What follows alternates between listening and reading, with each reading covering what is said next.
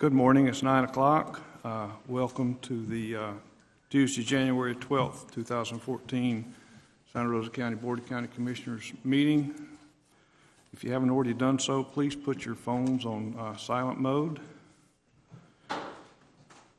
And if you would, I will open us with a word of prayer.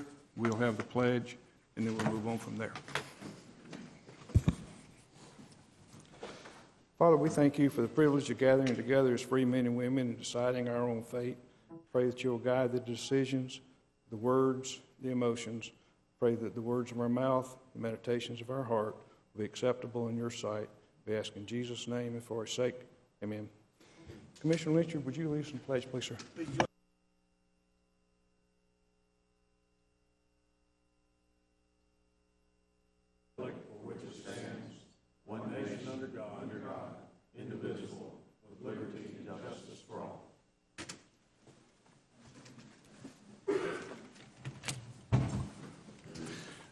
First, we'll check for additions to the agenda. Commissioner Salter. Mr. Chairman, I have one addition. I'd like to have a discussion of possible alternative recycling sites. And we can do that under last on the administrative.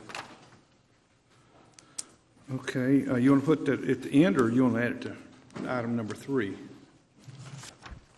Well, let's do 3A. All right, let's make that 3A. Thank you. Commissioner Cole. Yes, sir, Mr. Chairman. 2 add-on items. One through NACO, discussion of the PILT and possibility at this point that PILT's not included in the omnibus budget. And then item number 2 would be a request for waiver of tipping fee.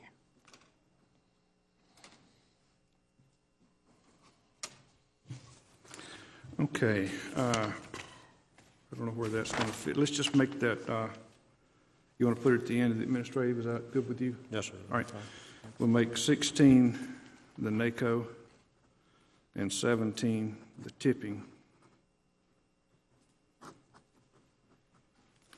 Commissioner Lynchard. No add-ons to the agenda, just congratulations to Gulf Breeze on Doug Baldwin for his role in the game this weekend, and he's headed to the Super Bowl. That was a rough and tumble one. Mr. Walker, staff. Mr. Chairman, I have 2 items, and there were 2 bids that were inadvertently omitted from the agenda. The first is a bid from Beard Equipment for replacement of a backhoe at the Navarre Beach utility as the low bidder meeting specifications. If you could put that after the tipping fee discussion. And the second is a bid from Ronald A. Bliss on property that the board had advertised for bid in November at 3027 Birmingham Drive. Okay, where do you want to put that? Same, just right after the other. All right, make that 19. Thank you. Okay, anything else from the staff? All right, Economic Development Committee, Commissioner Salter. Mr. Chairman, I have no items today. Just let everyone know we continue to move forward with our site evaluation program through Gulf Power Company, and hopefully we'll have something ready in the next few weeks. Thank you. Thank you, Commissioner Salter. Next is the Administrative Committee, and we have 19 items to cover. Item number 1 is discussion of 4 proposed sites for the judicial facility. We've been over this several times. Mr. Walker. Mr. Chairman, in your packet is a kind of a spreadsheet or a matrix, if you will, that the Hatchmack-McDonald and HOK had undertaken regarding the 4 sites that the board are currently reviewing for the proposed judicial facility. And Michael Broussard is here to brief the board on that. We had distributed this last week. I've got it. It was kind of small and busy, so there's a larger one in your physical agenda to pack it to review and. Do we have one available for slideshow so the public at home can see what we're talking We about? do.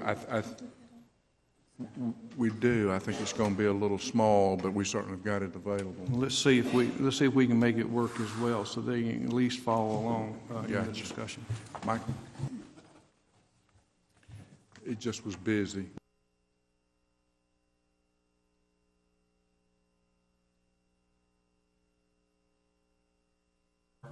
Mike, turn the light on, please, sir. Just punch the button on the other one. There you go. Good morning. Mike Broussard, Hatchmont McDonald.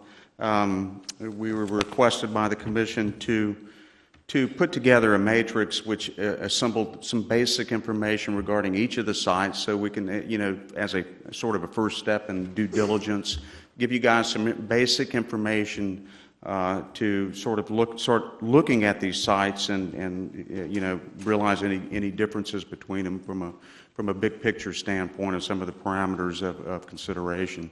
It's meant as a first step. It is based upon relatively available information and information that was provided by each site owner, or also some of this information was available online that we were able to get this information. So that's what it was. We're here to answer. We can answer any questions. I have Steve White, one of our project engineers, who also assisted with me in assembling the information.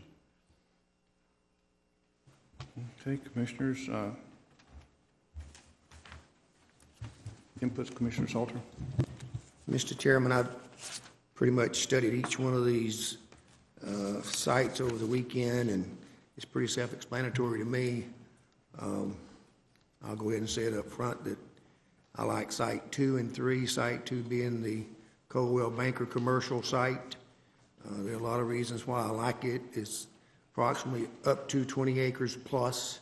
It's a square piece of property that we would not be constrained on how we would design a judicial facility with the infrastructure, with future acreage to grow. Site 3, here again, it's on Avalon Boulevard. It's right at 20 acres. It has potential to grow as well. So, and each one of them's price appears to be as competitive, if not lower than others. So those are going to be my two recommendations as we move forward, and that's the Coldwell Banker commercial site and JDL of Santa Rosa County. And hopefully, as we work through this process, we can agree that we need to be looking several years out, and I'd like for us to consider at least up to approximately 20 acres. Thank you. Thank you, Commissioner Salter. Commissioner Cole? Thank you. I agree also with site number 2. I really like that piece of property, and then, but I also find a lot of value in site 1. Other than the only negative I have on site 1 is the limited amount of property that it's constrained to. So those would be my two choices as far as what I'd like to continue to look at. The fact that site 1 is on Avalon, we got a new road there. I can't support the JDL of Santa Rosa because what was noted here, the site appears to be within a closed basin and no visible outfall possible. We know how much rain we get in this area, and with no outfall of that property, that's one negative I see on site 3, because it's certainly a large enough piece of property. But the other thing, Avalon Boulevard's brand new. I don't see us having northbound accessibility to that without coming down to the traffic light and then coming back around to Mulat Road. So I'm leaning very strongly on site 2 at this point, as far as where, if our feet were to the fire and I had to vote today, it'd be site 2. I do, however, though, have got some input from, and I know we've talked about this before, but I only think it's fair that 2 citizens of our county that have a company called Solomon Goldstein provided me with quite a bit of information, again, on the Kmart and Food World properties, I distributed that to the board so they can each have equal access to that information. That is public record, so if anybody would like to look at that. But I think the weighing of the two, I would still have to go with site number 2, because let's start fresh. Let's start at a point where we can have property to grow, where it has 50 acres above it. We can start the development of a north-south connector from Highway 90 to Hamilton Bridge Road. I just see so much future, and that's what it's all about. It's about the future of Santa Rosa County and where we're going to go in the next 30, 40, 50, perhaps if like the current courthouse, 80 years. This will be the facility that we call the Santa Rosa County Judicial Facility. So weighing all those things, like I said, if I had to put my vote on the table today, it would be for site number 2. I am, however, looking forward to hearing more from Caldwell Banker on, because I want to emphasize the fact that I realize it, and so does the citizens of Santa Rosa County, the value of the infrastructure that we're going to develop. If we take 15 or 20 acres of that property and develop this judicial center, it's going to be quite an expense. It's going to be a $30 to $35 million project for the citizens of Santa Rosa County, and we're going to be asking each of you to support a referendum this fall to build that facility. I think the more prudent we are at this point in the design and development and purchase of that property is going to make or break the referendum this year. I'd like to see us make it, so I'm very anxious to see the realization of the value of that infrastructure versus the cost of the property of this county, and I'll look forward to hearing from Caldwell Banker in the near future on that. Thank you. Thank you, Commissioner. And Commissioner Lynchard, are you going to participate in the discussion? I thought you were going to hold out on everything. That's what I was going to say, Mr. Chairman. I'm going to abstain from the voting on this. I own property on Commerce Drive, which is across the street from one of the sites, Site 1. And for the record, Commissioner Williamson is also required to abstain. I like Site 1. The only shortfall I see is the availability of additional acreage, and there may or may not be an option. We've heard that discussed. I like 1, 3. I wish 4 had some expansion, but it doesn't. So if 4 had some expansion potential, I would still have that in the chase. But right now, I like Site 3. I also like Site 1, but it's again doesn't have any expansion capabilities. The only complaint shortfall I see about Site 2 is the fact that it's on 90, and it's going to be a long time before 90's capacity is improved, and I think it's ill-advised to put a magnet like a courthouse on the west end of 90. So I like, I guess it just boils down to Site 3 for me. Mr. Chairman, if I could, just one quick thing is just to point up something that Commissioner Cole said. Quite frankly, all 4 of these sites have been cited as enclosed basins. Commissioner Lynchard had asked me about that. I hope that was indicated on all the sheets, but it should have been. I believe it was. The other thing is, we say that Site 1 is constrained due to, I mean, it's the smallest site. To me, I mean, I think you need to be real careful about choosing that site. What I mean, I think it's going to be problematic early and often. I mean, the location is great. If we had some more room, that would make it a player in my book, but it's just not there. Yes, sir. Name and address, please. Yes, sir. Just one question, please. Sir. Would you, Don Richards, Gulf Breeze, Florida, 1129 Park Lane. Mr. Chairman, would you, just for the sake of the people that don't have a copy of that, would you clarify 1, 2, 3, and 4, Yeah, can we- specifically where they are, please? Sure, sir? can we Thank you. get that on the screen? It's too small. It's a lot hard to see. I get that. The site one is on the south side, yes, it is on the south side of, it's BTF of Florida. It's on the south side of Commerce, proximate to the intersection of Avalon Boulevard. Site 2 is the Colwell Banker site on US 90, just west of the interchange with Avalon Boulevard. Site 3 is the JDL of Santa Rosa site, which is approximately 18 acres, and it is on the west side of Avalon Boulevard, a little further south than either of than the BTF site. And it's the one that's conflicted with Commissioner Williamson's property lies to the north of, just to the north of that. And then Site 4, Neal and Company is a parcel that's on the south side. It fronts Avalon Boulevard on the south side, on the north side of Commerce, and they verbally said that they've got the ability to expand. Well, I don't know that we've seen that, proof of that. So,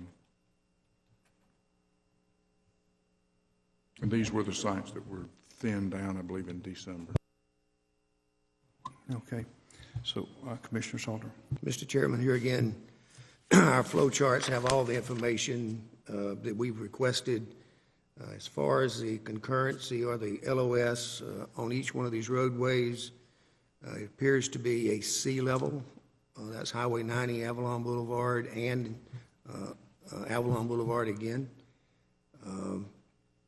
Based on the data we have, there is room to add additional concurrency in the future on all these different sites. What I'd like for us to do, and of course we can have further discussion, but I'd like to move to Thursday a recommendation that we go ahead and prioritize the top 2 sites with number 1 and then number 2, and that way staff can start some type of negotiations on pricing of the number 1 site, but we'll have a number 2 as an alternative just in case number 1 doesn't go the way we want it to. So that'd be my recommendation for Thursday. I agree with that. Right up to the ranking, let's put 2 in the mix and then shake that out. I agree with everything you said. I think that's a very reasonable, rational way to approach it. Prioritizing them at this point may be a little premature. I'm not sure. Commissioner Cole. Mr. Chairman, I agree 100%. By Thursday, we need to nail this down to 2 sites.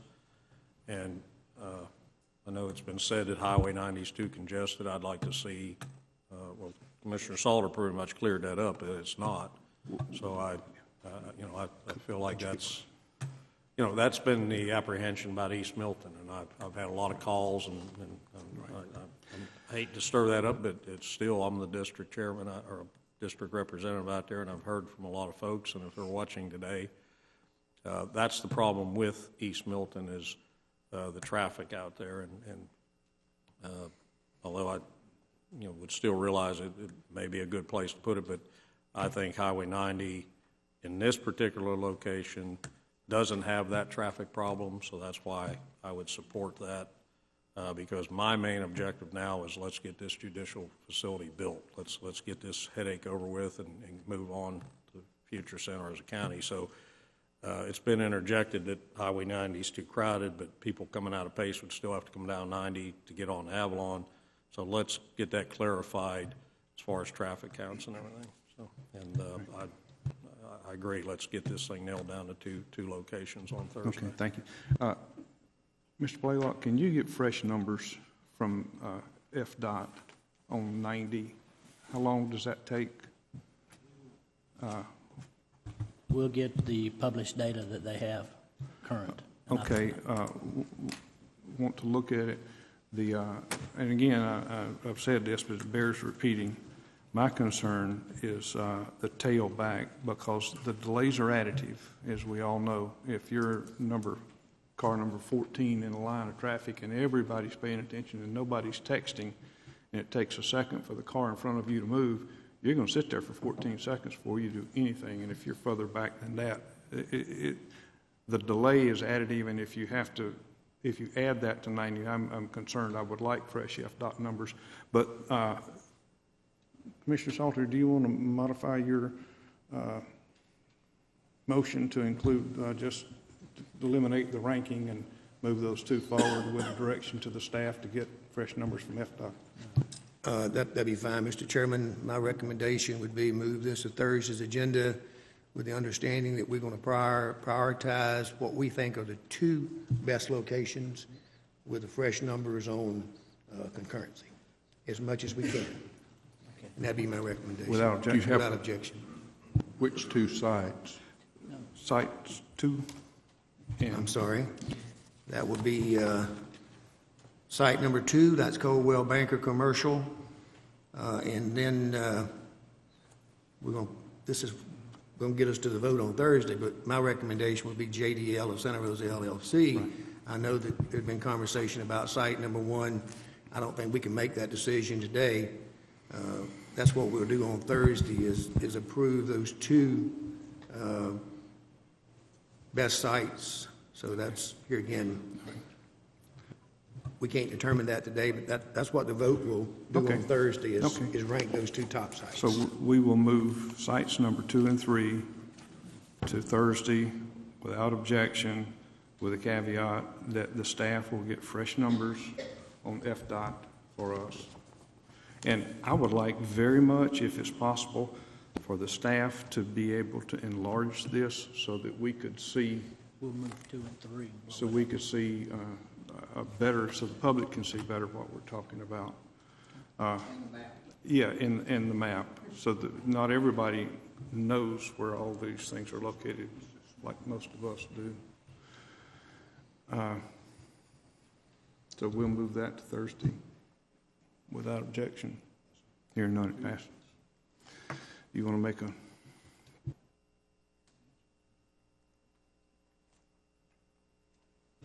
Wallace Mahout, 5500 Cox Road, Milton, Florida. What I'd like to say is site number 2 is on Highway 90. Site number 2 is on Highway 90. And I guess the argument right now is Highway 90 is operating pretty well. Put that courthouse there, you're going to have a problem. You're going to create a problem. It's also in a closed basin, right on Highway 90. JDL of Santa Rosa is in a closed basin. I'd like to ask, has any closed basin modeling been done on any 4 of these properties? Roger, do you know? We haven't done any modeling. Just for clarification, the closed basin concept basically says that when you do your stormwater treatment and your stormwater management, you need larger areas. The pond increases, but there are many developments that are in closed basins that can meet our requirements. So that became the issue on, I think, sites 1 and 4. They also were in closed basins, and they were already constricted on the amount of property they had. And so, while there's been no necessarily quote-unquote modeling, our consultants have looked at the soils report and those sorts of things, and whenever you're in a closed basin, you just have a larger retention pond. Well, and I understand that there are other options other than increasing the size of the holding pond with very precious real estate. You can buy some pumps a lot cheaper than that. So there's a lot of ways to deal with it that are economically feasible, that are a better deal than using ultra-expensive real estate, like expanding on some high-end real estate. You can put in pumps and stuff to move it. Okay. And the last actual, I guess, statistics that maybe have been referred to on all these properties were done in 2007. Is that correct? before Avalon was widened. Are these 2014 statistics or 2007 statistics? What statistics? Are you talking about traffic, or are you talking about closed basins? Are you talking, I mean, what statistics? In your information, it says the layouts shown from 2007 were conducted prior to the widening of Avalon to 4 lanes. That's just a fact. The ones that we did in 2007 was before. Doesn't have anything to do with this. It just pointed out that the design that we had looked at then was pre-2007. Well, then my next question is, shouldn't current studies be done to see if the widening of Avalon has affected those properties in any way?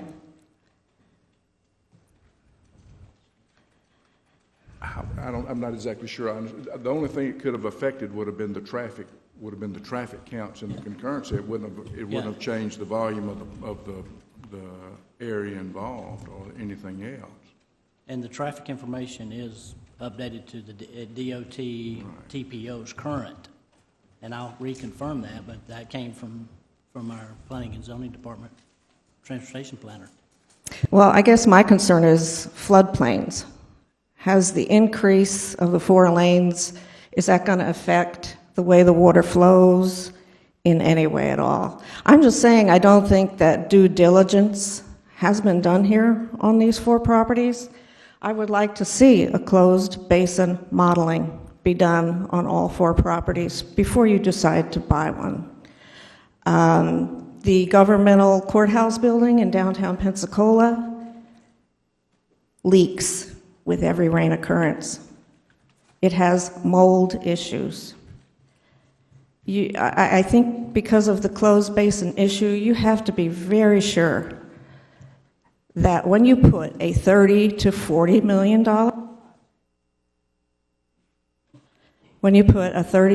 million project on that property and spend another $1 million on that property, you need to assure the citizens of Santa Rosa County that that money has been spent wisely because you have vetted the properties wisely. People are going to be asked to vote on a penny tax in 2014. And if they don't think you've got it right, I don't think they're going to vote for it. So please, be very certain of the qualifications of these properties before you dive in and spend money. Do you think it's amusing, Mr. Cole? I don't. You want to challenge me? I'm not allowed to smile? I think you better back off. Oh, I don't think so. I'm not going to back off. If you think I'm funny, I've done nothing but sit here and listen. I'm a taxpayer, as well as all these other people out here. You think I'm funny? I've done nothing but sit here and look and listen. I think you... Pardon? I think you should back off, and I think you should do a better job. Fine. Thank you. All right, let's keep our comments civil. Thank you very much for your input. Mr. Chairman, let me make a comment, please. Yes, sir. As we go through this process, that's why we hire engineers, engineering firms, architects, to make sure not only are they designing the facility itself, but they're evaluating these infrastructure sites as well. So, Mr. Broussard, that's going to be your job. Thank you. Mr. Chairman. Commissioner Cole. And that was going to be my comment. I don't see it being prudent as a board to go out and do a vast study on every single piece of property, and that's the point we're at, narrowing it down. And I think I heard you ask Mr. Blaylock to get current traffic counts, which was one of the questions that was out there. So I apologize that I smiled. Thank you. Okay. All right. Moving on. Item number 2 is discussion of establishing solid waste collection franchise areas in the northern end of Santa Rosa County. Mr. Walker. Mr. Chairman, in your packet is kind of a summary memo from the county engineer and the environmental manager regarding the franchising of the north end of Santa Rosa County. If you remember, I believe we're in our 3rd year of the franchises in the south end of the county, that we have 2 essentially across the peninsula. We had given notice 2 years ago of the intent to franchise portions, if not all, of the north end of Santa Rosa County, and so this is just part of that process. In your material, you see the cover memo, you see the summary, if you will, of the current franchises that are in place with Waste Pro and Waste Management in the south end of the county, and we would assume that that would be duplicated. We would focus our request for proposals around these services as we did originally. You see that, and you see the information on there. Currently, you would need to decide how to proceed with the north end, and then to that end, we've got a couple of different maps, if you will, or proposals. The first is the Santa Rosa County zip code areas, and you see essentially we would divide the northern end of the county into, Robert, I got you. The franchise area would essentially follow the zip codes. The division would be essentially the division between 32571 northward and on the west, and 32565. Those two zip codes would be in the western portion of the franchise area, and then 32570 and 32583, and then 32564 and 32531. So you see, essentially dividing the. Yes, sir. Thank you. county. For Thursday, I would like very much for us to have the map that's in the Commissioner's briefing guide enlarged and presented on the screen so the public can see what we're talking about. It's very hard to follow this if you're not looking right at. Right, and it's available online. We just. I'm sure it is, but I want it available here as well. Sure, we can do that. Mr. Chairman? Just one moment. But basically what it will do, as briefed, it will divide along the zip code lines. In the western area, we'll have about 15,000 residential structures in it. The eastern area, about 18,500. And it's going to be tough to tighten it up any tighter than that. If you keep it by zip code, that's close enough to an even split. I want the staff to bear in mind that we may be solely responsible for the recycling market. Unless it comes back, we're going to have to deal with it. That's our worst case scenario, and that's what I want us to plan for. So let's keep that in mind as we move forward, that we're going to have to deal with every scrap of stuff that comes to us. And as our environmental people point out, is recycling is a, it's just one of the tools or one of the factors in managing your solid waste streams. Absolutely. We understand that. And we were going to prepare a financial model that would allow us to decide at what point it was more economically viable for us to deal with it ourselves versus paying someone to deal with it for us. Commissioner Cole, you had a comment, sir. Yes, sir. I support this because it's gone so well in the south end, but I only support it to the degree where, our large populations are, like in the Pace area and stuff like that.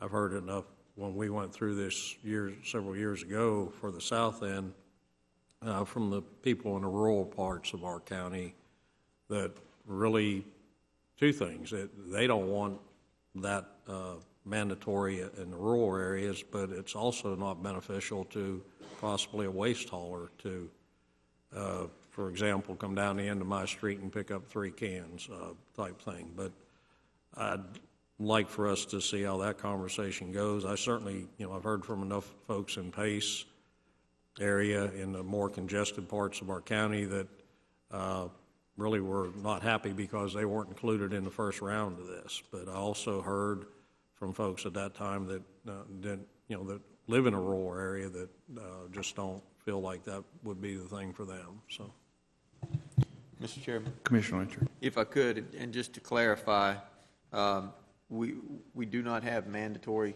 collection in the south end of the county, and I don't think we've contemplated mandatory service in the north end of the county. We did talk about a dividing line in 3 years ago when we brought this up, maybe just servicing the heavily populated areas, in the north end of the county. But I think this will at least get us started on the down the road.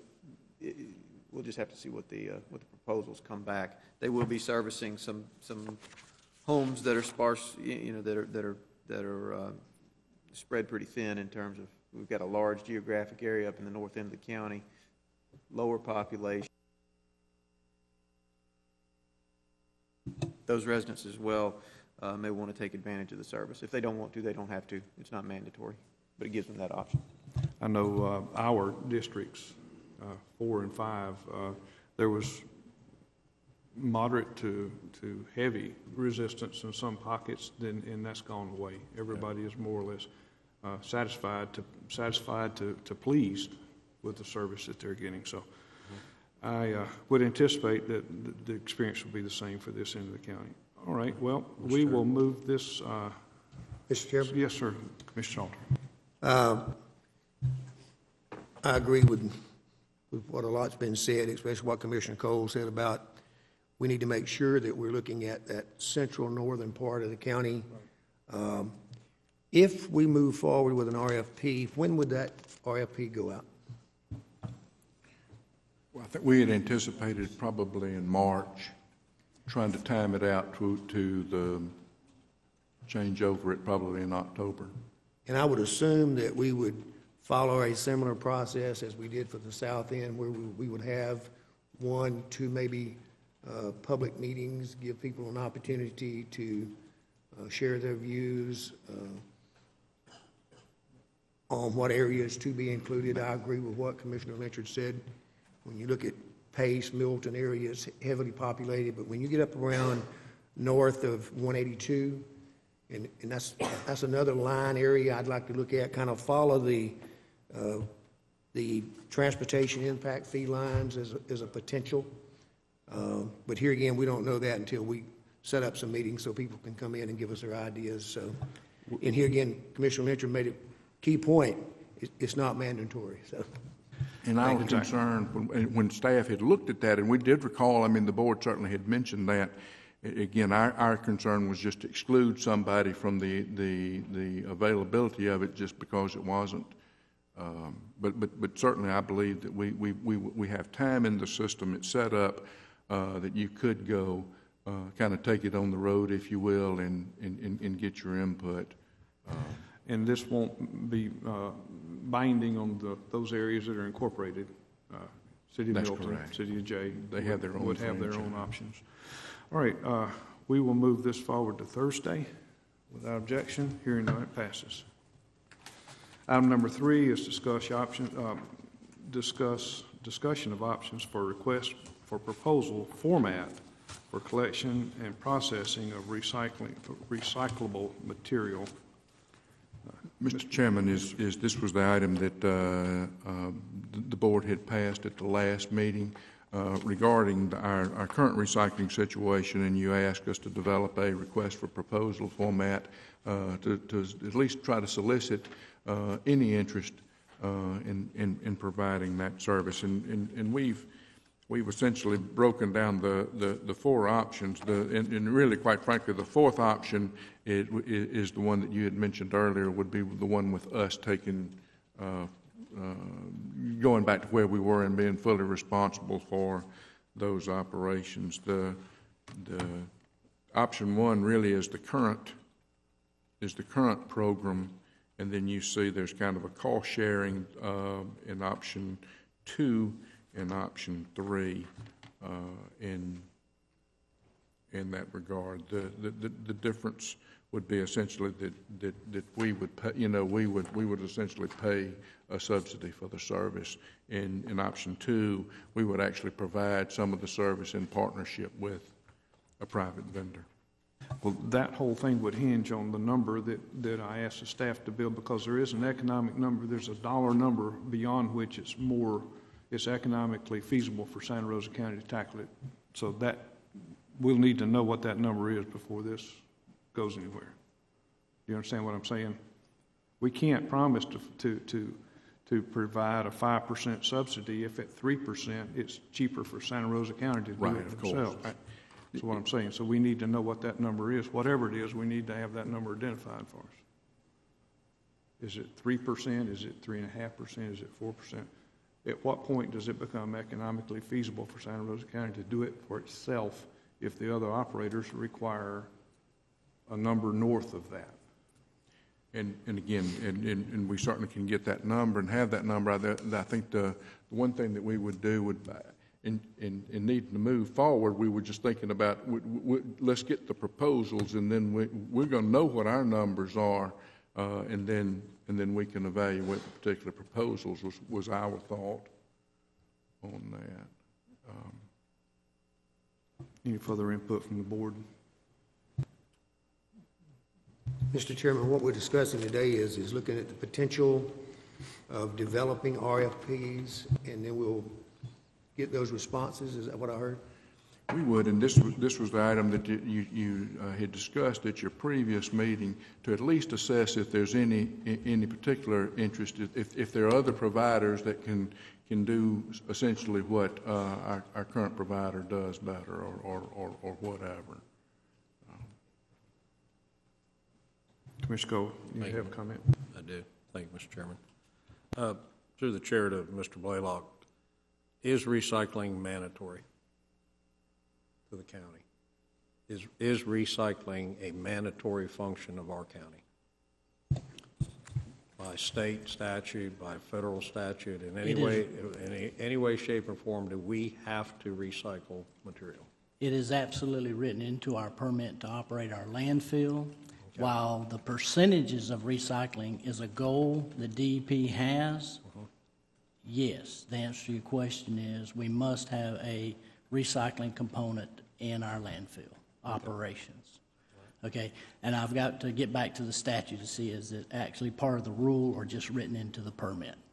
But currently, as we operate, yes, we do have to have a recycling component. Okay, thank you. Okay, then we will move discussion of the options for request. Yes, go ahead, Etta.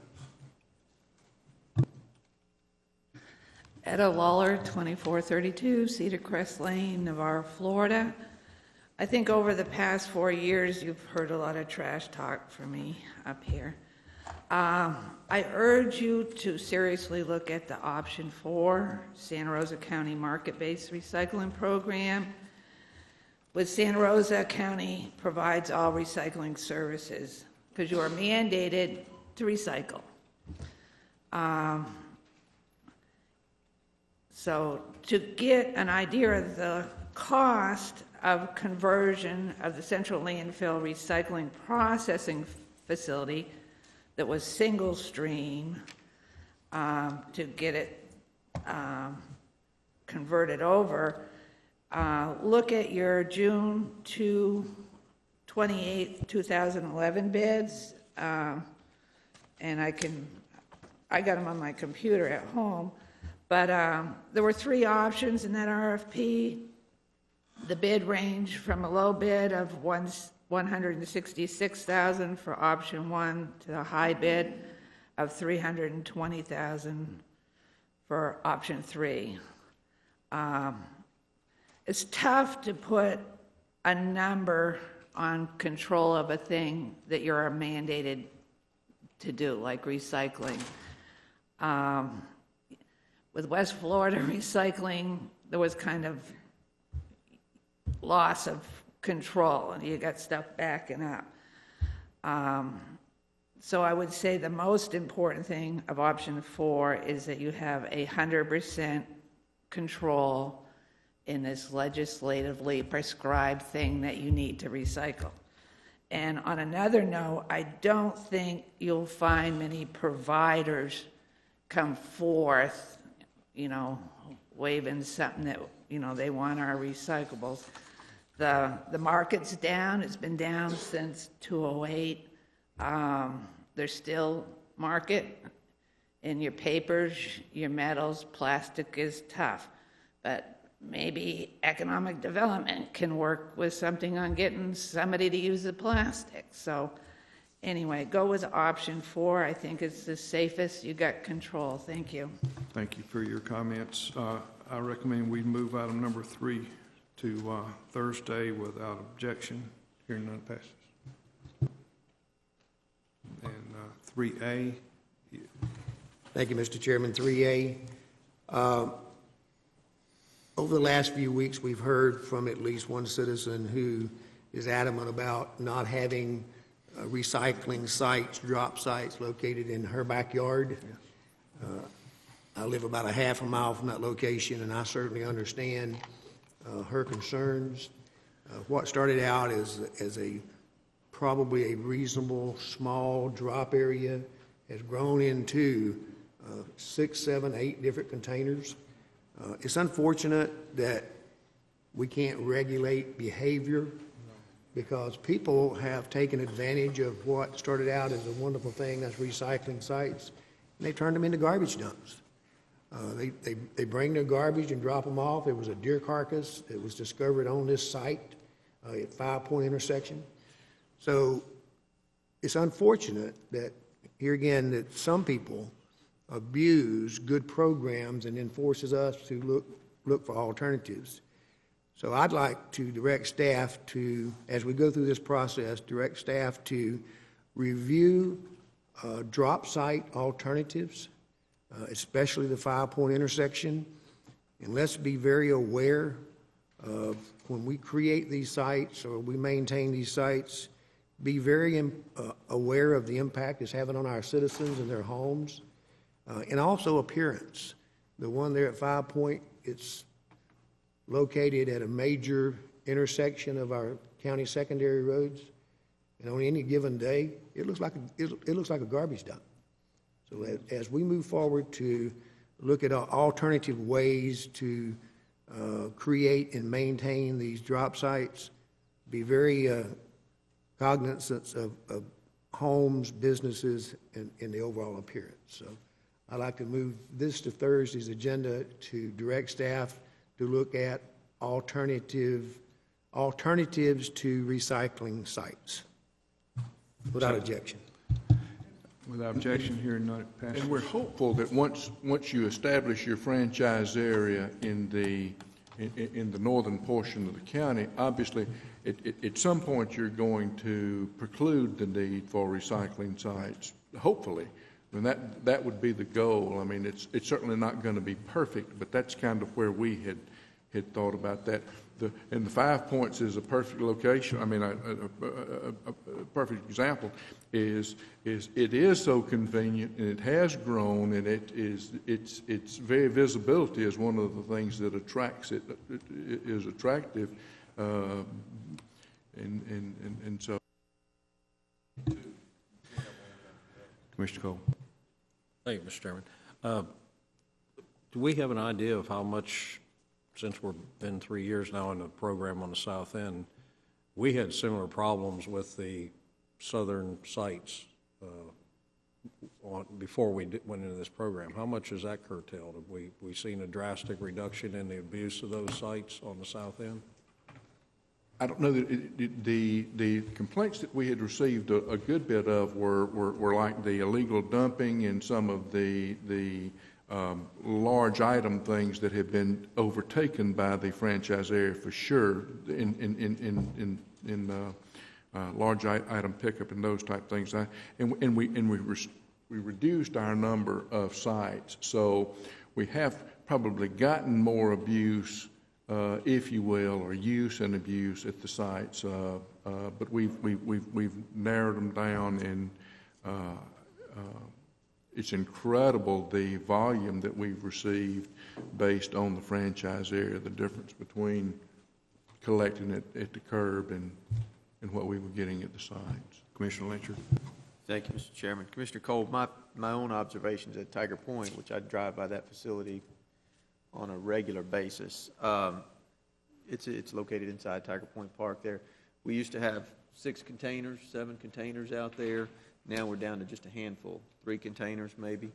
And it's typically, other than this past period when they haven't been serviced appropriately, that was a sufficient number of containers to have. The thing I see going forward, our residents will, by and large, have curbside recycling. Everybody in the South End that has garbage service has curbside recycling, but we don't have the same option for the businesses in the South End. They can't participate in the franchise hauler system. So businesses need a place to drop off their recyclables, and I think that's driving a lot of the traffic at the drop-off sites. Commissioner Richard, what about the county administrative area that's in your district? I know that has been subject to abuse like 5 Point in the past. Is that clearing up now, or? That one seems to stay full, at least from my observations. I go by there, but I seldom get out and look at the recycle bins. Roger, do you have anything to add about that facility? It's heavily used. No question about it. No question about it.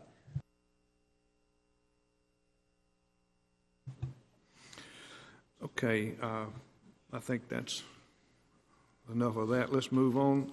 Item number 4 is discussion of the conceptual floor plan for the Navarre Beach Fishing Pier as proposed by TC's Coastal Pier LLC, and we have someone here from that organization. Do you wish to address the board, sir?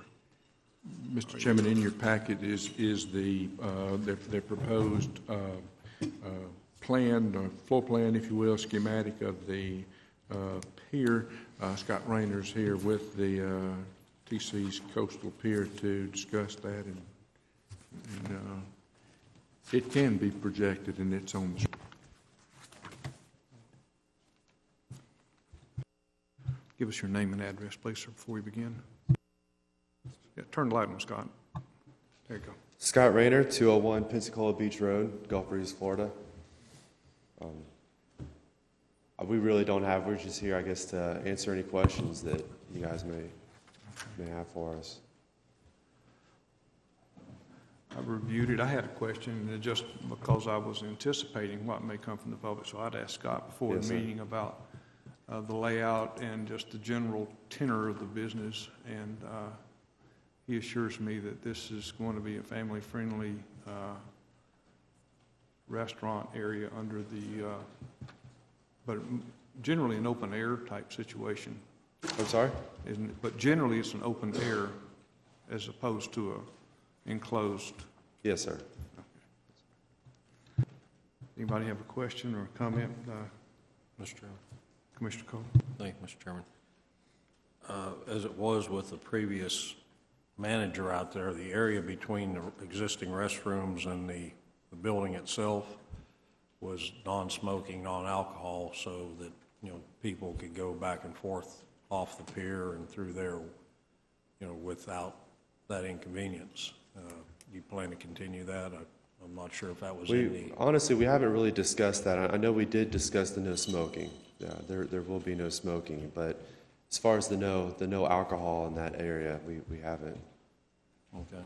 I think it was in part of the contractual agreement before when they wanted to use that facility. When they came to us and wanted to add the back part, I was in agreement with adding that back part, providing that area in there remained alcohol-free. Okay. And I don't know if that would carry on through the contract, or...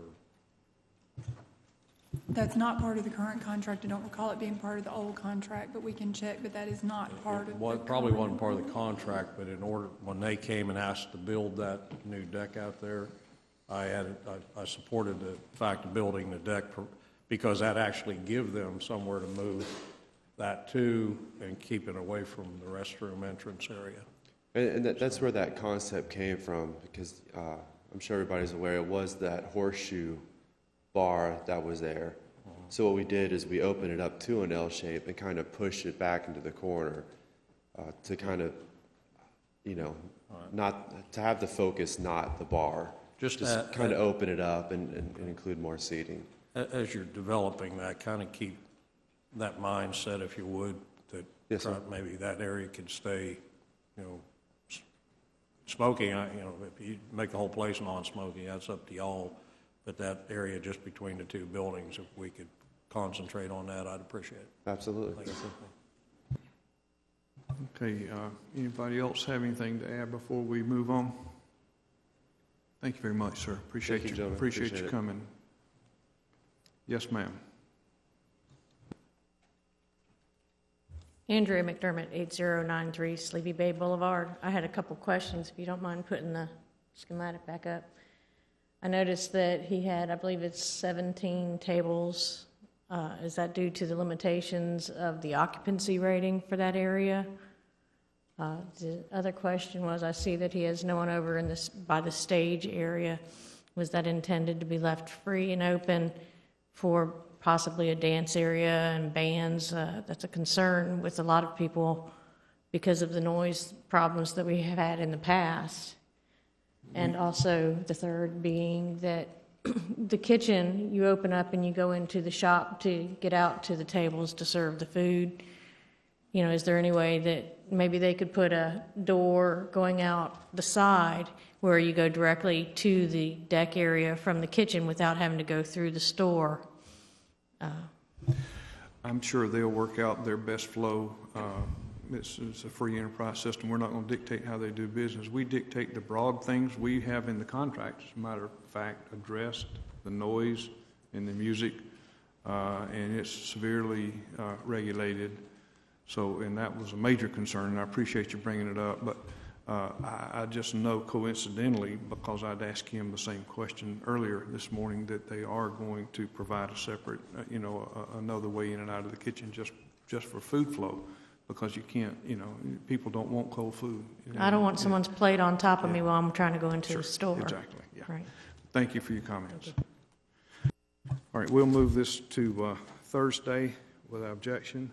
Hearing none, it passes. I would say while Mr. Rainer's here is those guys were out there bright and early, January 1, and started their operation, and it had been very good to work with, and it's been very nice, and they've worked hard, and so this will help us keep them doing good, and our peer doing good. Very good. Item number 5 is discussion of contract modifications to a contract with the Florida Department of Economic Opportunity for the extension of Disaster Recovery Enhancement Funds, CDBG grant for Baghdad Sewer Project through April the 30th, 2014. Roger? I think this is just pretty straightforward. This will allow the closeout of the this particular disaster recovery CDBG grant in Baghdad. Any other comments from the commissioners? Hearing none, I move this to Thursday without objection. Hearing none, it passes. Item number 6 is discussion of change order number 8 to the contract with Aero Training and Rental Incorporated for the Baghdad Sewer CDBG project to increase the time for installation of sewer service connections as recommended by the project engineer.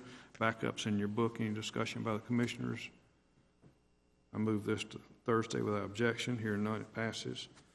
Item number 7 is discussion of authorizing development of an interlocal agreement with the City of Milton for the use of a 120-acre parcel north of Whiting Field for effluent disposal. Commissioners?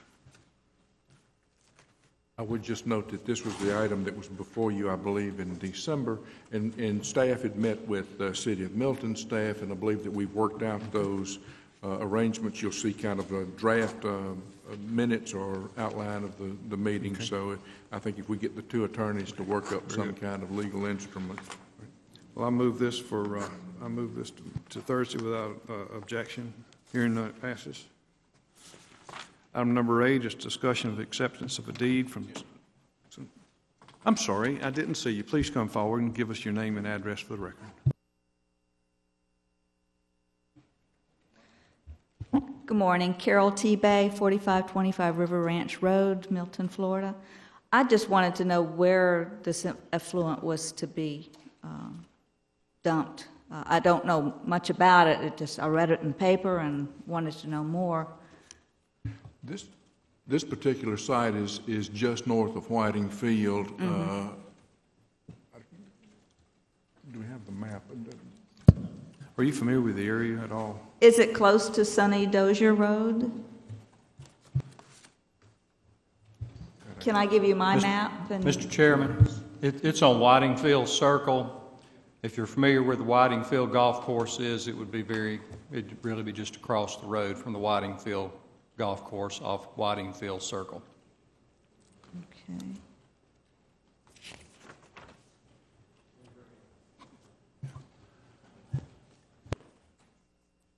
We can have a map for Thursday, Okay. but it's in the vicinity of Sunny Dozier. It's south of Sunny Dozier and east over toward the golf course. That's the NAS Whitingfield Golf Course. So it would be south and east of Sunny Dozier. Okay. And what is going to be dumped? It's a treated effluent. It's effluent from a sewer plant expansion.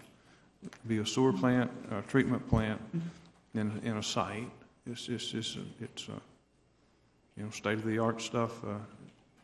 Okay. Thank you. Yes, ma'am. Thank you for participating.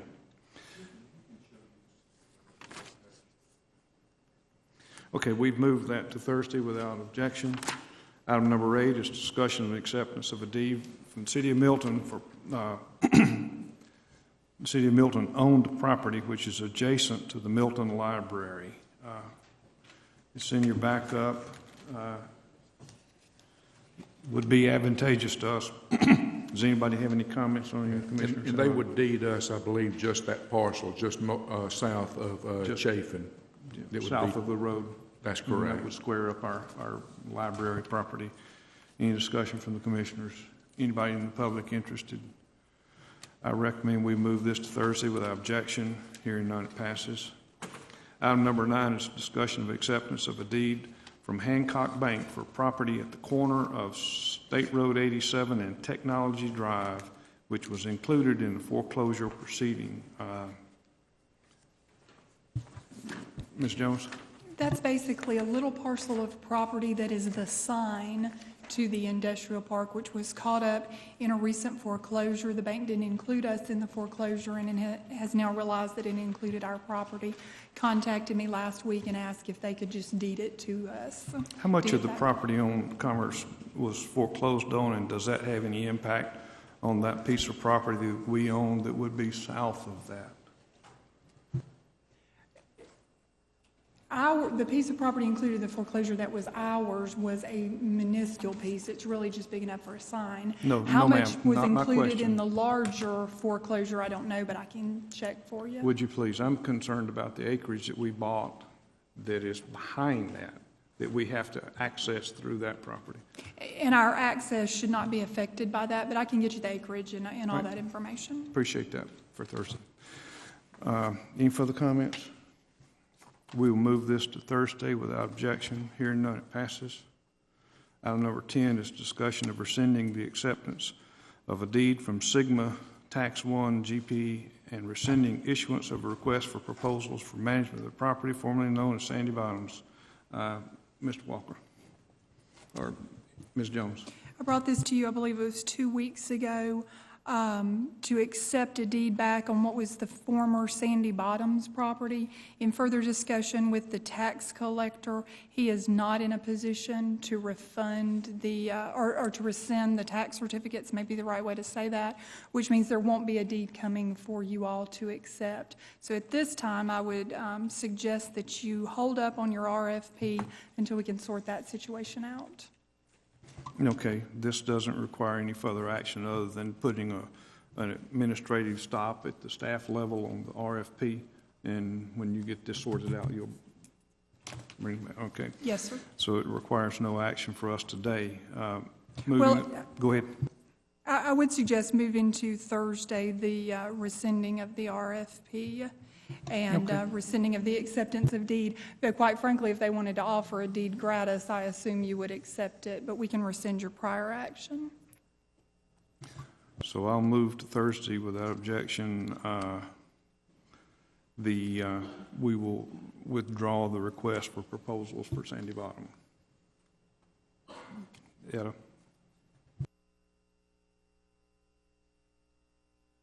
Etta Lawler, Etta Lawler, 2532 Cedar Crest Lane, Navarro, Florida. I encourage teamwork between all parties involved to get this unfortunate mishap resolved.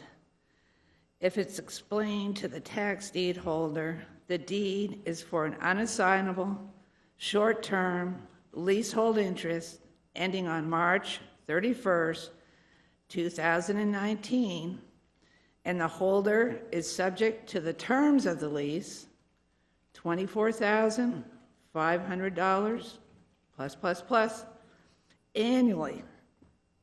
The tax deed holder may be agreeable to a $20,577 refund in exchange for a deed back to the county.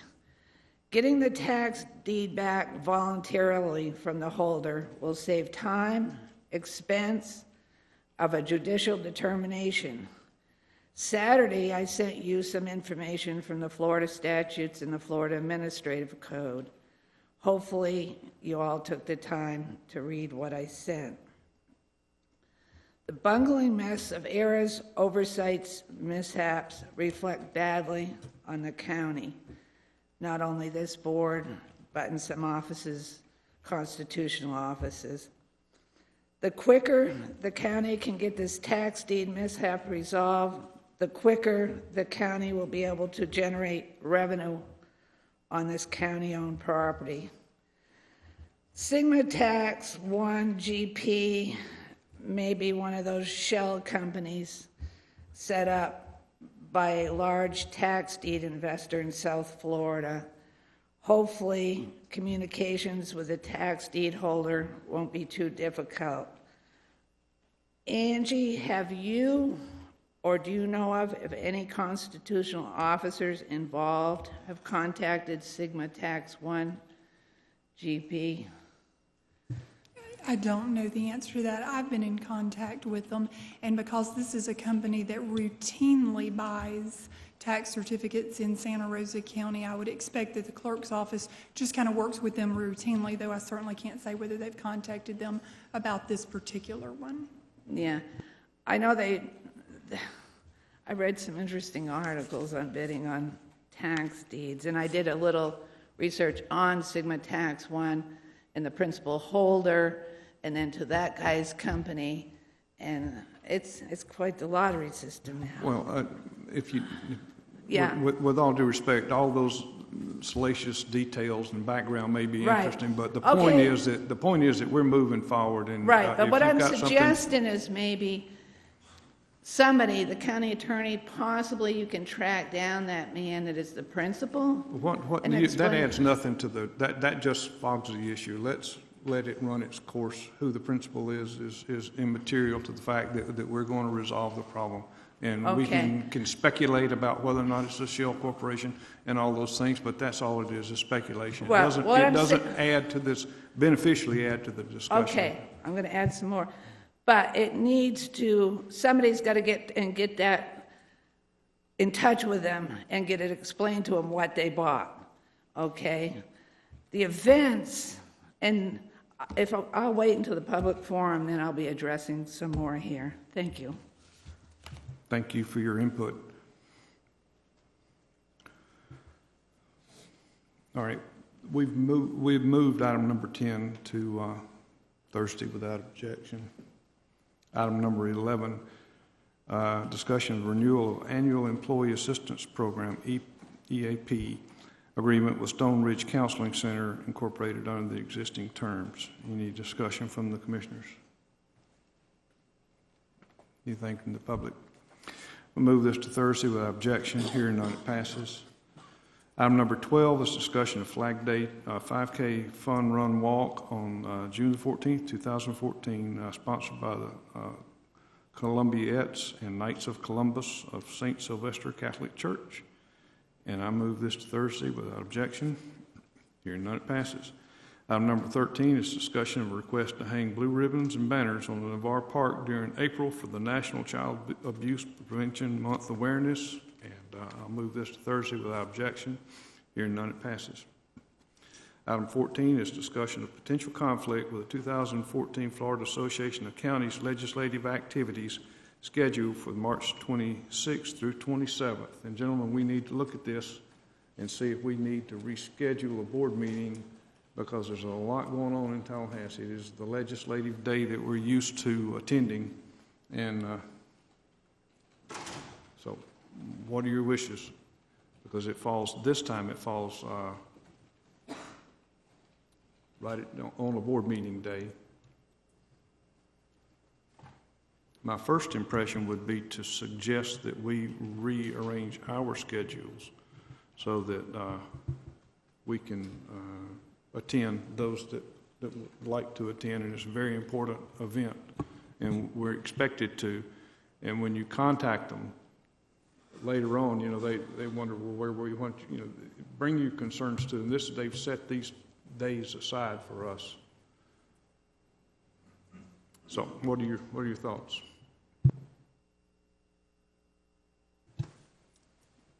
Mr. Chairman? Yes, sir.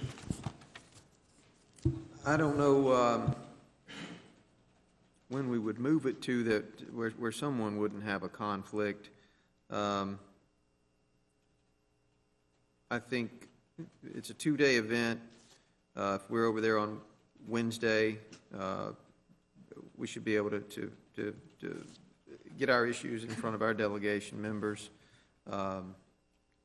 And if we have one or two members of the board who decide to stay over for that Thursday, we could still have a quorum here. We just have so much going on this spring. I'd hate to cancel a meeting.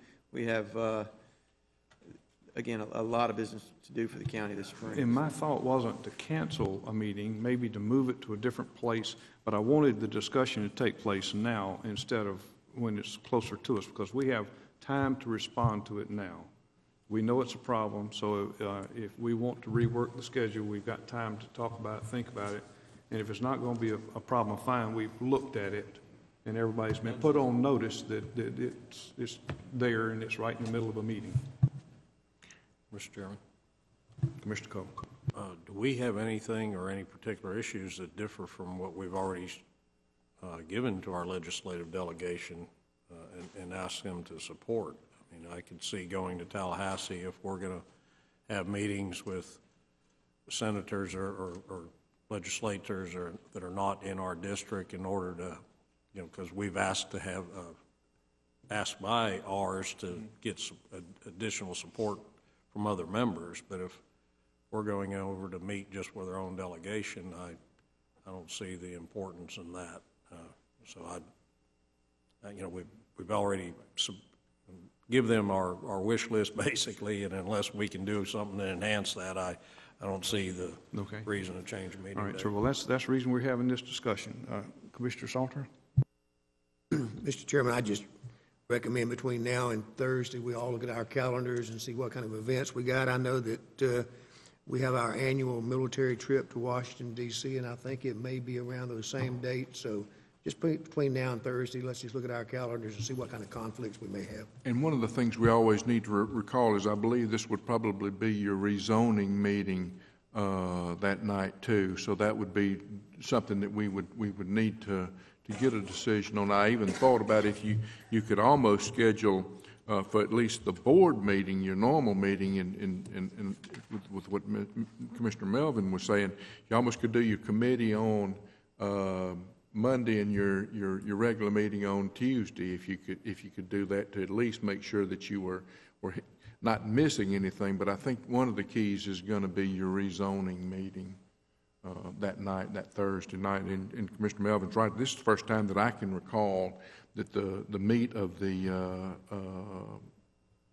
legislative day was on a Thursday as opposed to a Tuesday and Wednesday. Well, let's all take it under advisement, look at it, and speak up so we can see what we need to do. All right. Don't think we need to take any further action on this for Thursday. Everybody's on notice. We may, if they're conflicts. Okay, let's. All right, we'll leave it on the agenda for Thursday, and we'll dispose of it Thursday. We move this to Thursday without objection. Hearing none, it passes. Item number 15 is information only, and the public hearing item scheduled for 9:30 a.m. Thursday, 23rd January 14, is short enough to read this time.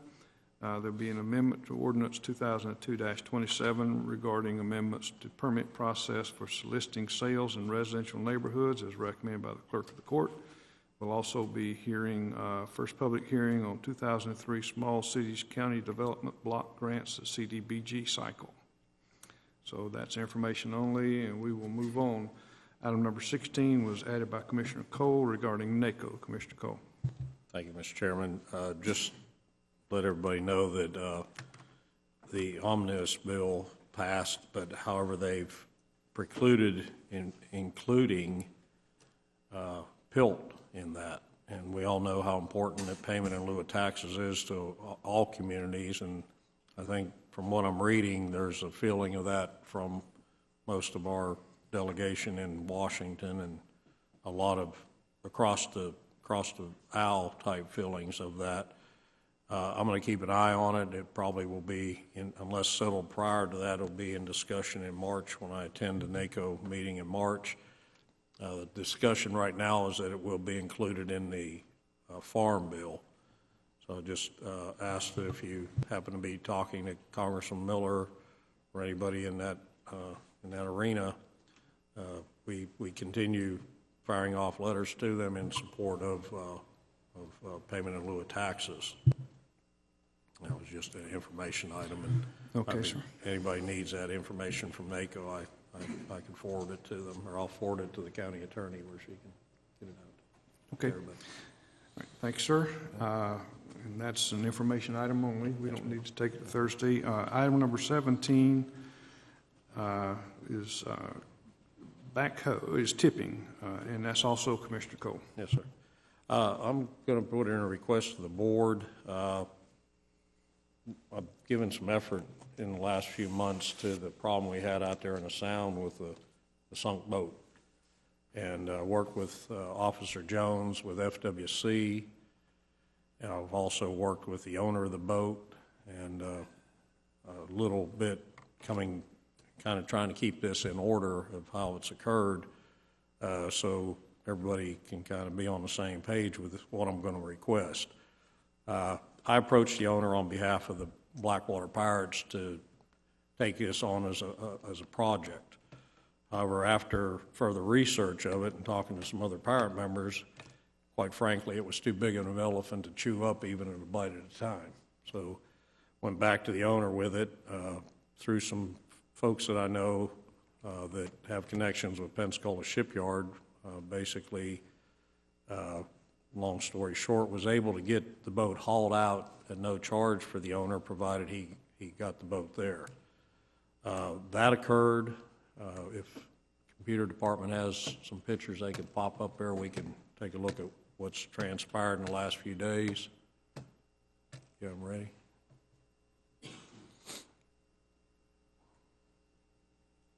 All right, that's the boat that used to sit in our Sound, now sitting at Pensacola Shipyard. The owner towed it over there with his own, another vessel that he owns, and some friends. It took them from 8 o'clock in the morning till, this is a picture, about 4:30 in the afternoon when they finally tied it up. Go to the next picture, please. That's a picture of how the boat looks after it got out of the water. Come to find out, the Blackwater Pirates, we're used to handling fishing boats, little cabin cruisers, some sailboats and stuff, and with the help of Public Works and all working together as a team, we're able to clean some of these boats up. According to John Neighbor, who has some marinas in Bio Chico, and also Officer Howard Jones, since Ivan, this has been quite a problem all through the coastal area down here. This thing is 47 feet long. It's a 67 Sea Ray, and there's about 24,000 pounds of fiberglass there, even after all the motors and everything are out of it. So I think we got one last picture. But Pensacola Shipyard was agreed as a volunteer effort to get this boat to where you see it today, that's sitting up on these blocks, and the owner's still responsible for final disposal of the boat. Rory Cassidy was here earlier with Republic Waste. Rory has volunteered. Republic Waste will provide 2 dumpsters, the large roll-off dumpsters, at cost, and move them at cost. I asked him last week, and he's run that up the flagpole and is able to do that. The cost of that's $150. Also reached out to Lee Cullum, who owns Cat Demolition, and he said for the cost of the fuel, he'll take an excavator over there and basically turn this boat into rubble after the metal's taken off it, the motors and the ling tower and propellers, stuff like that. And he'll put it in a dumpster for $500. So we got a total of a project that would have cost $8,000 to $10,000 narrowed down to $800 at this time.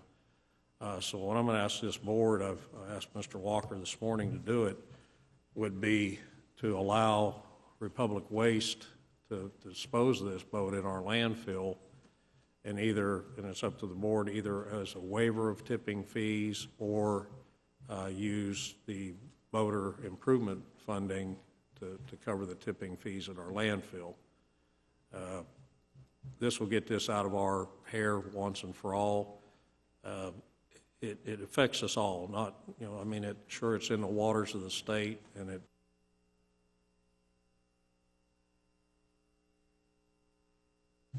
it's in our sound, it's out there where it's visible to our guests. And quite frankly, we're, as a board, responsible for public safety. Had a person dove off this boat and broke their neck, somebody run into the side of this boat and got hurt, they're still going to look at Santa Rosa County and this board as neglect of public safety. So I'm asking this board today, let's conclude this project, get it out of everybody's hair, and so that's what I'm requesting. Thank you. Thank you, Commissioner Cole. This thing runs a prescribed course through the courts, and we went through that meticulously. We have no authority, as has been pointed out, to deal with things in state waters, so that fell to the Florida wildlife folk, and it was long and laborious, to say the least. But once we got the courts in it, and the man had a court order, he had a choice to either comply with the court order or face the consequences. It's out of the water. I'm not sure whose expense it is to deal with it. Ms. Jones, has this been assigned to Santa Rosa County by the court, or where are we with this? Whose responsibilities are these expenses? It has not been assigned to Santa Rosa County. So we're not responsible for the expenses. So No, the sir, owner, that falls to the owner. this falls on the owner's back. So the question before us is, why do we want to pay for the owner to dispose of a boat which he negligently exposed the public to for quite some time, and the liability was very much his and probably the state of Florida's, not ours, because we have no ability and no legal standing to regulate what goes on in state waters. So I'm not sure why the public will want to participate in this. We'll move this to Thursday for further discussion, but if there's something that the legal staff could add to this as to why we should consider participating in this expense, I'd be interested in any input that you might have. Yes, ma'am. What's name and address for the record, please? Yvonne Harper, 7375 Olympia Street. I just want to know, what was the cost? You were asking for the waiver of the tipping fees, is that correct? Yes, ma'am. So what is that amount? Mr. Blaylock. Yeah, 18 times whatever the amount of. Yvonne, it's approximately at 20, after all the metal's off the boat, there's still going to be approximately 22 to 24,000 pounds of fiberglass. So it's 18 times the weight? Yes, Is that? In tons, yes, ma'am. Mr. Chairman, if I might. Yes, sir, but keep it brief, so we don't beat this to death. We have other items to deal with. There's no beating it to death. It's taken 2 years to get it out of the water. So. Well, that's because that's the way the system works, Commissioner. We have laws to abide by, and when the courts turn it over to us, we have memoranda of agreement, and it's wonderful that the Blackwater Pirates agree to do this because they're very, very helpful partners in keeping our waterways clean. They do this on a lot of different things, but as was brought out, this pretty well exceeded their capabilities because of the size of the boat. It's a very big boat. But go ahead. Thank you, Mr. Chairman. There's several cases, about 6 or 7 boats that the Escambia County Commissioners done just this, wavered the tipping fees on once they got to this point. And again, it's just in the interest of public safety. This fellow's a citizen of our county that basically fell on some bad times and was able to float the boat, was able to get it to the shipyard. The shipyards put forth this effort. Republic Waste is willing to put forth the effort. Lee and his company, CAT, are willing to put forth a public effort, all in the interest of, being good community stewards in Santa Rosa County. I just didn't see any harm in the county waiving those fees when we've managed doing this much at this point. So that's just my. We'll move this to Thursday without objection. Hearing none, it passes. We have 2 more add-ons from Commissioner Salter. From Mr. Walker. Mr. Walker, item number 18 is a backhoe. That's correct. As we would recommend the bid from Beard Equipment Company in the amount of $62,879 for the replacement of a 4-wheel drive backhoe at the Navarre Beach Utility as the low bidder meeting specifications. Okay, I will make that in the form of a motion that we accept the bid from Beard. I'll do so without objection. Hearing none, it passes.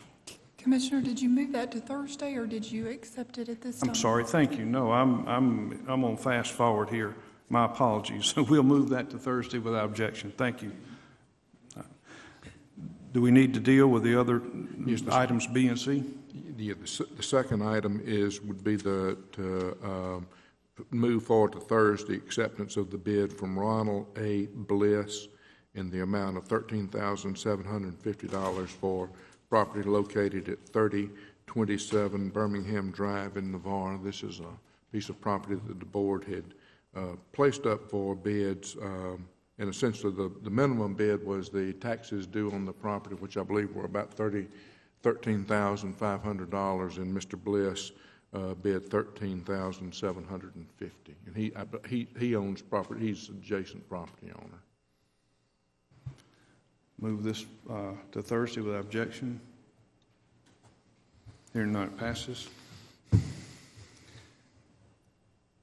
And that winds up the administrative report. Engineers report, Mr. Blaylock. Thank you, Mr. Chairman. Item number 1 is a discussion of the approval of the final plat for Pace Mill Creek Phase 2. This is a private 27-lot subdivision located in Working District 1. This is a continuation of the subdivision that was developed off of Education Drive, and that's off of Chumuckla Highway. The preliminary plat on this original development was approved back in August of 1988, and the developer has been putting subsequent phases together. Phase 1 was approved in July of 2009, and now they're bringing this one forward as Phase 2. I've gotten word that this is not going to make the cut, but do understand when we bring these on Monday or Tuesday, we will cut away when they don't make the cut. And so we're working with the legal department and our inspectors and Road and Bridge. So any plats that come before you on Thursday for action, we'll have all those items completed. Okay, and we would also like for the final thing to have the schematic yes, as and well. I have that projected. All right. So you said you got the word this is not going to make the cut. So you're telling me you want to pull this? Well, we'll pull it for Thursday's agenda, but that's the way we operate. We okay, so you want this moved to Thursday, and if they don't correct, I guess they've got tomorrow to cure their problems. Yes, sir. Okay, did everybody follow that? All right, we'll move this to Thursday without objection. Hearing none, it passes. Item number 2 is a discussion of the final plat for the Preserve, a 299-lot subdivision in Section 7, Township 1 North. That's in Working District 4 off of Persimmon Hollow Road. I have a layout of the plat if you want to project that. Rebecca, thank you.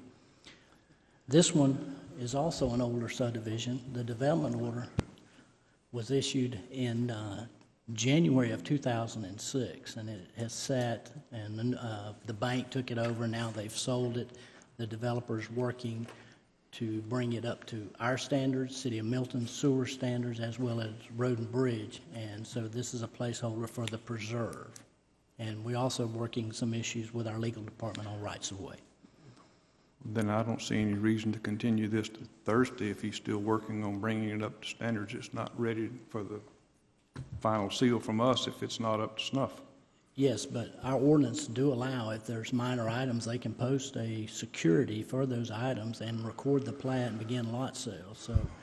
Well, what are the minor items? It sounds like working out a sewer hookup with the City of Milton, maybe. Well, that's acceptance of the sewer. Okay. I think they are. Have they worked that acceptance out and worked the punch we list just, out? we haven't gotten word that the city, I think the city's right now contingent on us accepting it at the Okay. same time they accept it. Okay. And we're working that through, Right. yes, sir. So we can move this to Thursday, and Thursday, see if they've got their ducks in a row. Yes, sir. Okay. Comments from the commission? Commissioner Cole? Thank you, Mr. Chairman. Roger, this started out being a subdivision, then got turned into a high-end RV park, and now it's back to a subdivision. But for some reason, it looks like there's a whole lot more lots there than there originally was. Are they asking for increase of density, or did they do something, or am I just? It has gone through that iteration you described, but it is consistent with current zoning. Okay. It just, boy, it looks like a whole, because I know we had a lot of citizens that opposed the original one because of the traffic on Persimmon Hollow Road. And if you don't mind, could we, by Thursday or even in the office, pull up the original one? Because that just, yes. Well, it looks like a whole lot more squares there than there used to be. And I know the public wants to see the other access. Surely it's not proposing to put 299 lots onto Persimmon Hollow. No, you got Well, I know, but it doesn't show that it's an access. I mean, it kind of suggests that it is. I want a statement. I'll have the overall to show you, but the intent at this point is that, yes. I'm sorry, you're speaking so softly. Persimmon Hollow is the access for. Is the access? Yes, sir. Okay. Well, see, you may be tempted to believe that there's another way in and out, the way this looks. Okay, we'll carry this forward to Thursday, and unless these problems get cured, then we'll deal with it Thursday. I move this Thursday without objection. Hearing none, it passes. And finally, item number 3 is paved road and drainage maintenance for Genesis Park in Working District 1, and that's for Omega Street, 1,280 linear feet. Okay. Comments from the commission? Move this to Thursday without objection. Hearing none, it passes. Public service, Commissioner Lynchard. Thank you, Mr. Chairman. We have one item that is discussion of retroactively approving an emergency repair project that exceeded the maximum funding list of limit of $10,000. The total amount of funds expended on this project was $10,585.10. And during this time frame, the limit it was reduced from $15,000 down to $10,000, and this just kind of slipped through the cracks. So, Is there any questions? I'll move this to Thursday without objection. Hearing none, it passes. Thank you, Mr. Chairman. That concludes public services. Public Works, Commissioner Cole. Thank you, Mr. Chairman. Of course, in Commissioner Williamson's absence, I'm vice chair for this, and we certainly pray that he gets well and he's recovering. So, item number 1 is discussion of resurfacing the following roads in Working District 2 at an estimated cost of $262,514. That's Indian Ford Road from Quiet Creek Road westward 1.25 miles. Cottonwood Drive from Wyndham Road to Springdale Drive, Wyndham Road, and Russell Drive north and south of Berry Hill Road. I move that without objection to Thursday's meeting. Hearing none, it passes. Item number 2 is discussion of paving the dirt segment of Malone Road in Working District 2 at an estimated cost of $5,625. I move that to Thursday's agenda without objection. Hearing none, it passes. That's the conclusion of that report. Budget and Finance, Commissioner Cole. Thank you. We have 8 items. Discussion of Budget Amendment 2014-071 in the amount of $191,970 to carry forward funds for the purchase of 5 tractors as approved at the January 9th, 2014 BOCC regular meeting from Road and Bridge Fund. And do so to the Thursday's meeting without objection. Hearing none, it passes. Item 2 is discussion of a Budget Amendment 2014-072 in the amount of $177,984 to carry forward funds to purchase a computer-aided dispatch or CAD software program as approved at the January 9, 2014 BOCC regular meeting from the general fund. I move that to Thursday without objection. Hearing none, it passes. Item 3 is discussion of Budget Amendment 2014-073 in the amount of $62,879 to carry forward funds for John Deere 310K EP four-wheel drive backhoe for Navarre Beach from the Navarre Beach Enterprise Fund as approved by at the January 9th, 2014 Board of County Commissioners regular meeting, and I do so without objection and move it to Thursday. Hearing none, it passes. Item 4 is discussion of Budget Amendment 2014-074 in the amount of $80,000 to recognize 2013-2014 DRG grant award and authorize for expenditure in the grant fund. I move that to Thursday without objection. Hearing none, it passes. Item 5, discussion of Budget Amendment 2014-075 in the amount of $43,578 to fund the purchase of computer-aided, I already did that one. Sorry about that. This is a new one. All right, seen CAD, and I thought I Yeah. backed up on myself here. To fund the purchase of a computer-aided dispatch CAD support items as approved by the January 9th, 2014 Board of County Commissioners regular meeting from the Enhanced 911 Program Fund. I do move that to Thursday without objection. Hearing none, it passes. Item 6, discussion of Budget Amendment 2014-076 in the amount of $5,808 to carry forward funds for the purchase of replacement of computers for the 9/11 Communication Department from the General Fund. Move that to Thursday without objection. Hearing none, it passes. All right. And number 7, discussion of Budget Amendment 2014-077 in the amount of $130,000 to carry forward funds by request of the property appraiser for aerial photography for the 2013 flight to cover the unfunded state mandate from the general funds. Move that to Thursday without objection. Hearing none, it passes. Thank you. And number 8 is discussion of county expenditures and check register, which I'll review and have ready for Thursday's meeting, so I'll move that to Thursday without objection. Hearing none, it passes. Chairman, that closes the Budget and Finance Committee report. Mr. Chairman? Yes, sir. Thank you. Just to clarify, item 3 under Budget and Financial Management Committee, 2014-073, that relates to the backhoe that we'll be discussing on Thursday. It says January 9th meeting, but Right. we'll Okay. get that cleared up Thank you for Thursday. that clarification. All right, anything else from the commissioners and staff? Yes, sir. Thank you, Mr. Chairman. Just for clarification, on the preserve, I misspoke. Beneva Road is open, and this subdivision preserve will connect to it and improve it to Beneva, which is outfalling to South Airport Road. So there are 2 entrances to the proposed subdivision. Thank you. We'll look at that on Thursday, but thank you for the clarification. Just have whatever data you have to present to us for Thursday. All right, next on the agenda is public forum. Ms. Lawler.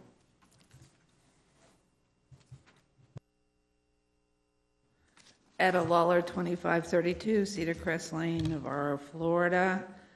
Back to what we were talking about earlier, the 8228 Gulf Boulevard property, Navarro Beach, owned by Sigma under a leasehold deed. The events from the issuance of the RFP in February 2009 is full of errors, oversights, and misunderstandings. When the former leasee submitted a proposal to lease the building, she probably was unaware the property appraiser would be assessing a taxable value on the lease, because it's not the norm in the private sector rental market. And you have a standard clause, some of it changes a little bit, that go across the boards in your leases. On April 9, 2009, the board approved the lease with Dorothy. Former Commissioner Gooden was certainly unaware the lease would be assessed a tax value when he voted, given what he posted on Concerned Citizens of Navarre Facebook page last fall and yesterday. All future RFPs for leases, manage agreements, and like contracts need to disclose leased county property may not be exempt from ad valorem assessment to leasee. I include management agreements and like contracts into the mix because if it looks like a lease, swims like a lease, quacks like a lease, it probably then is a lease. I suggest that county administration do an audit of the inventory of county-owned properties, then review over the properties under agreements, whether it be a management agreement, lease, or like contract, and get with the county appraiser to determine which agreements are subject to ad valorem assessments. Depending on this outcome of the review, you may have to modify a handful of prior agreements to meet the intent of the original lease. I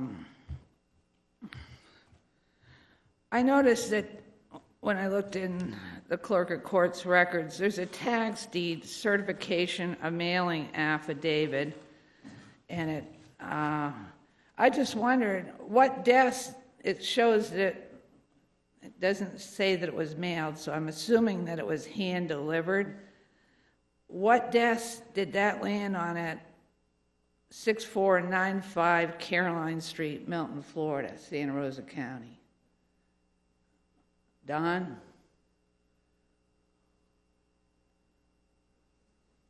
And I didn't follow, excuse me, Chairman. And I didn't, would you repeat your question? Okay. In the clerk of courts, it says Don Spencer, clerk of courts. There's a tax deed certificate of mailing affidavit. Santa Rosa County is listed. I was just asking county attorney, maybe Don might know. It says Santa Rosa County, 6495 Caroline Street, Milton, Florida. Whose desk did that certified notice land on? Hedda, let me see your paperwork. And if the board doesn't mind, I don't know the answer to Ms. Lawler's question, but I will say that I've spoken with the tax collector and the property appraiser, and we've talked about some practical things we can implement to make sure everybody does have notice and it is on the same page. So I trust that this is not a situation we will encounter in the future, because we are looking toward some better notification requirements and that kind of thing, and we'll talk to the clerk's office about that as well, and I'm sure we can all make sure that we're on the same page. Hedda, this is a certificate of mailing. That's a certificate of mailing. It shows that we sent all those documents certified mail. That's what that is certifying, that we have sent those documents certified mail. It's a certificate of mailing that's verified through the post office. Okay, so certified mailing, you get that from the post office, date mail. So since there's nothing listed at Santa Rosa County at 6495, there's no certificate receipt number and date of mailing, then it may not have been mailed? Our address is the ones that sent it. The one at the bottom that is circled, that you have circled, that's the address. We sent it to all those people up above it. See where it has Dorothy Sly and those other people? That's the certificate, that's the certified mail receipt that we sent to it.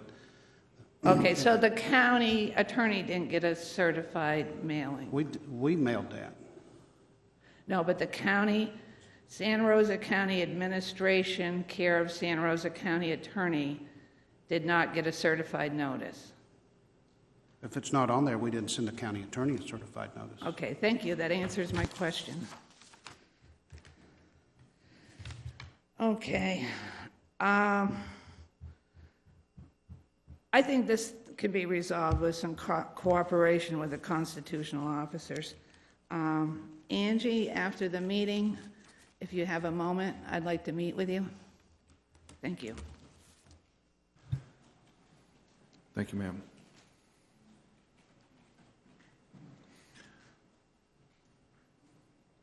Wallace Mahout, 5500 Cox Road, Milton, Florida. I just had a few questions that I'd like to get answers to by Thursday. Sure. The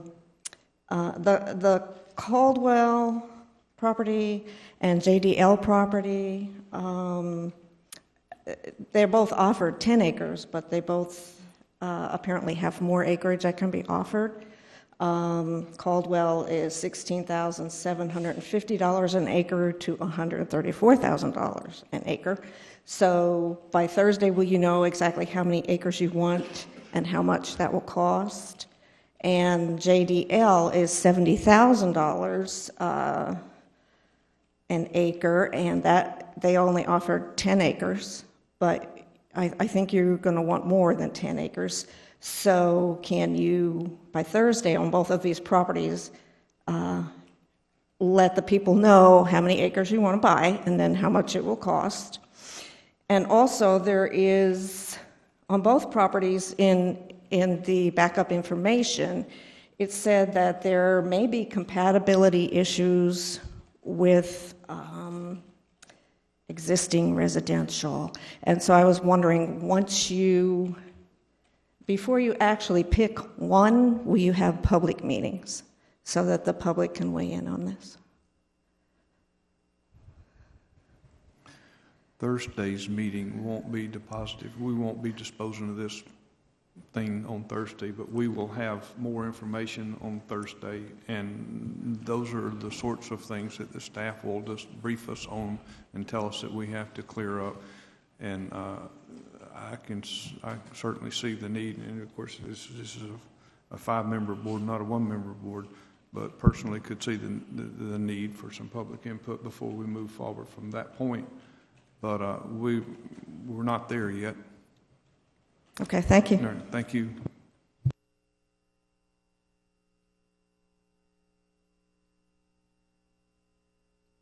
Andrea McDermott, 8093 Sleepy Bay Boulevard.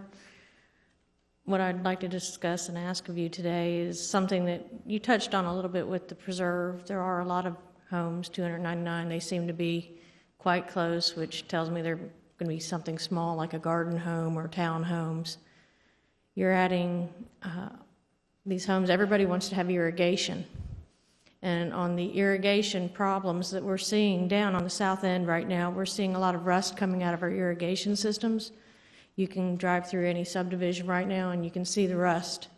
It's worse this year than it has been in the past, so I've been investigating what's causing this, what can we do. The communities I manage, we're trying to find solutions. And what I've learned is that we have all of these individual wells drawing upon our aquifers and our different water tables, and apparently they're changing as we grow, as our community grows, which is what we want. They're pulling more water for these irrigation systems, and it's affecting the quality, again, putting the rust out. But as we continue to grow, we need to look into things to do. We can't just have 299 additional wells drop, because everybody wants irrigation. You have to have it to keep your plants and yards alive here in the summertime. In Victorian Village, I'm not familiar, that's not one of my communities, but I do know that they have a retention pond that they draw upon for their irrigation for their entire subdivision. And so when developing a new subdivision, maybe it's something that they're looking into already, is what are they going to do about the irrigation for these new lots? If they could do something similar, or maybe, taking into account that we don't want 299 wells drilled to draw irrigation, if they could do something similar with a retention system. We did look at the cost of that to retrofit one of our subdivisions.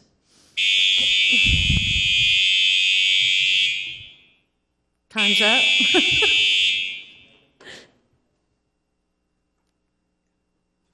We'll get a determination on that shortly. Commissioner Lynchard? Andrew, I would just ask that while you're looking into these new subdivisions, that they look into things and don't just leave it up to the individual lot owner to come up with an irrigation, to come up with it as part of their plan for their subdivision. Yeah, and I believe Victoria Village is on gray water. They're hooked up to SSRUS gray water, same way Tiger Point Recreational Park is. So they're not drawing out of a pond, they're taking the gray water from SSRUS.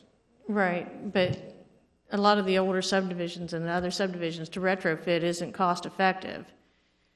And so to do it now while they're in the planning stages, I think is something that the county can look into and include as part of their plot plans. We'll take that under advisement. We appreciate your suggestion. Thank you. Thank you. Anything else to come before the board? Seeing none, hearing none, we are adjourned.